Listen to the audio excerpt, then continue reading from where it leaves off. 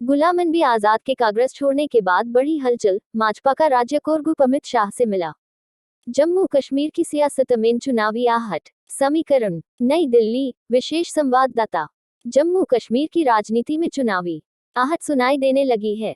कांग्रेस से उसके वरिष्ठ नेता गुलाम नबी आजाद का जाना और उसी समय भाजपा के राज्य कोर ग्रुप का गृह मंत्री अमित शाह के साथ बैठक इसके संकेत हैं।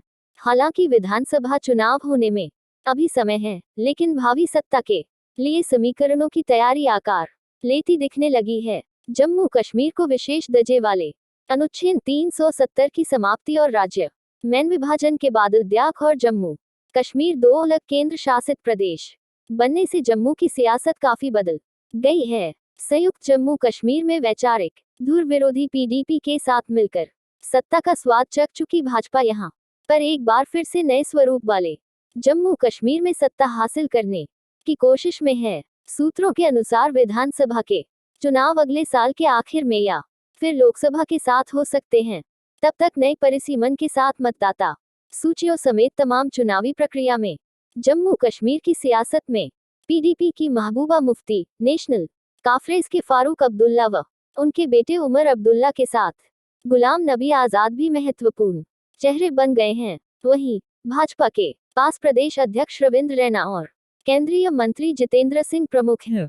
नए गठबंधन की उम्मीद। विश्लेषकों का मानना है कि गठबंधन में चुनाव लड़ने के बावजूद भी नई सरकार बनने के लिए फिर से नए गठबंधन हो सकते हैं। जम्मू कश्मीर में पिछले विधानसभा चुनाव 2014 में हुए थे, तब राज्य का विभाजन नहीं हुआ था। उस समय 87 सदस्यीय विधानसभा में पीडीपी को 28 और भाजपा को 25 सीटें मिली थी, भी पूरी हो जाएंगी। नई विधानसभा में सीटें भी 83 से बढ़कर 90 हो गई हैं, जिसमें जम्मू क्षेत्र में सीटों की संख्या 37 से बढ़कर 43 और कश्मीर क्षेत्र में संख्या 46 से बढ़कर 47 हुई है।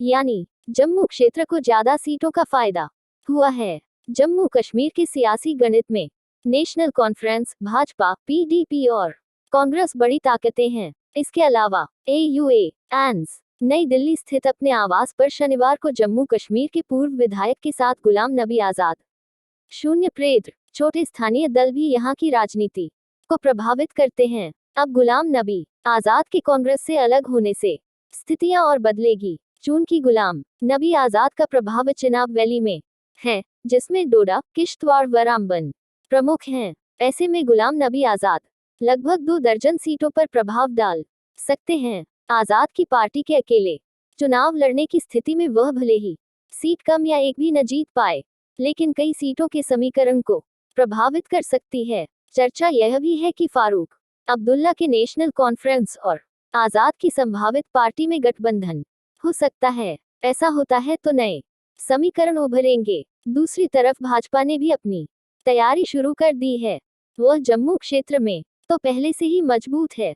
उसने पिछले दिनों जम्मू क्षेत्र में नेशनल कॉन्फ्रेंस को बड़े झटके भी दिए थे, जबकि उसके प्रमुख नेता देवेंद्र राणा, जो कि केंद्रीय मंत्री जितेंद्र सिंह के भाई हैं, भाजपा में शामिल हो गए थे। इसके अलावा भाजपा कश्मीर घाटी के छोटे क्षेत्रीय दलों के साथ भी संबंध बनाए हुए हैं। इनमें सज्जाद लोन के नेतृत्व वाली जेकेपीसी प्रमुख है।